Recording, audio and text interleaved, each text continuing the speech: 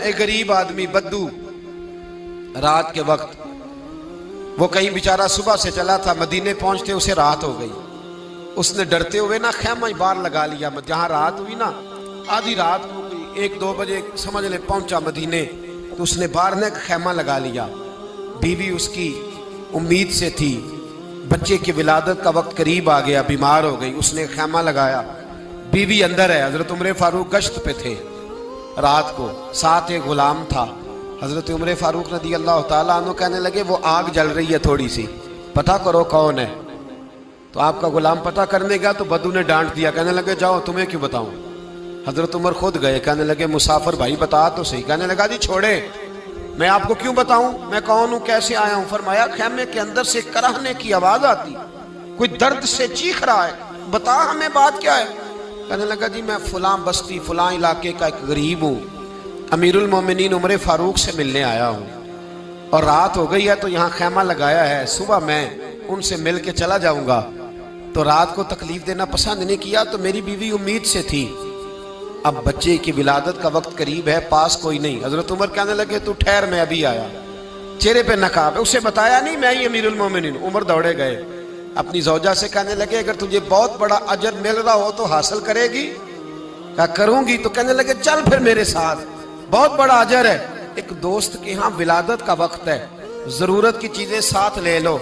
उस औरत ने थोड़े दाने ले लिए, घी ले लिया। हजरत उमर से कहने लगी लकड़ियां इकट्ठी कर लें। अमीरुल मोमिनीन, काउंसलर की बात नहीं बता रहा आपको, मैं आपको MPA की बात नहीं बता रहा, MNA की बात नहीं बता रहा, जो 10 गांव को मिला के चेयरमैन बना उसकी बात नहीं बता रहा, उसकी बात बता रहा हूं जो 22 लाख मुरब्बा मील का हुक्मरान है। उसकी बात बता रहा हूं जो गली से गुजरे तो शैतान रास्ता ही बदल जाता है।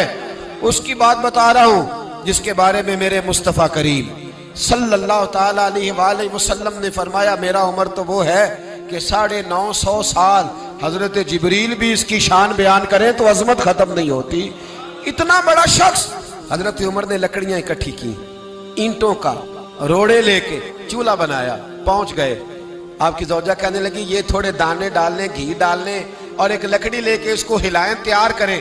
खुद जौजा अंदर चली गई, हजरत उमर बाहर पकाने लगे। वो बद्दू कहता है मैं इस तरह का उनके साथ बिहेव करने लगा जैसे को किसी चौकीदार के साथ नहीं करता।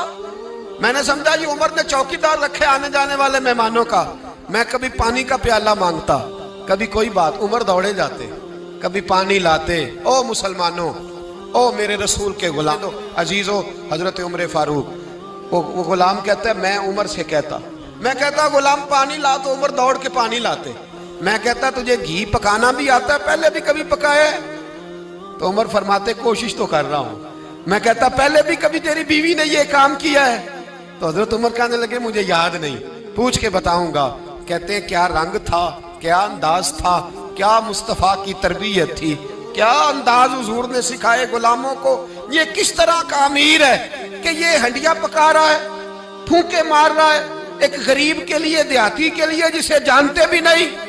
अंदर उस शख्स की बीवी के यहाँ बेटा पैदा हुआ तो हजरत उमर की बीवी अंदर से बोल के कहने लगी अमीरुल मोमिनीन मुबारक हो, आपके दोस्त के यहाँ बेटा पैदा हुआ है। जब कहा ना अमीरुल मोमिनीन मुबारक हो, तो वो शख्स कहता है मेरे हाथ कांपने लगे और मैं इस तरह दौड़ा कि मेरी पगड़ी गिर गई। मैं दौड़ा तो उमर ने बुलाया, कहा किधर जाते हो? कहने लगा आप अमीरुल मोमिनीन हैं, आप अमीरुल मोमिनीन, आप उमर हैं। कैसर और किसरा जिसके नाम से कांपे आप वो हैं, जिसे मुस्तफा ने दुआ मांग के अल्लाह से मांगा वो वाले उमर है आप, जिसके लिए अलीउल मुर्तजा फरमाते मैं रोज दुआ करता हूं वो वाले उमर है, जिसके बारे में अबू बकर सिद्दीक ने फरमाया था कि मैं अल्लाह से कहूंगा मौला जो तेरे महबूब की उम्मत के हक में सबसे बेहतर था मैं उसे खलीफा बना के, वो वाले उमर है। उमर अमीरुल मोमिनीन की बीवी वो तो खातून अव्वल होती है, वो तो मलका होती है, और तेरी बीवी दाई बनकर एक गरीब के बच्चे के पास बैठी रही विलादत के वक्त। उमर अमीरुल मोमिनीन होके तेरी दाढ़ी सारी धुएं से भर गई, तो ड्यूटी करता रहा। तो सैयदना उमर रो पड़े और उस बद्दू को सीने से लगा के कहने लगे तुझे पता नहीं तू कहाँ आया है, इस शहर का पता है? उसने कहा हुजूर कहाँ है? फरमाया ये मेरे नबी का मदीना है, ये मुस्तफ़ा का मदीना है। यहाँ अमीरों का इस्तकबाल नहीं होता, यहाँ गरीबों के इस्तकबाल होते।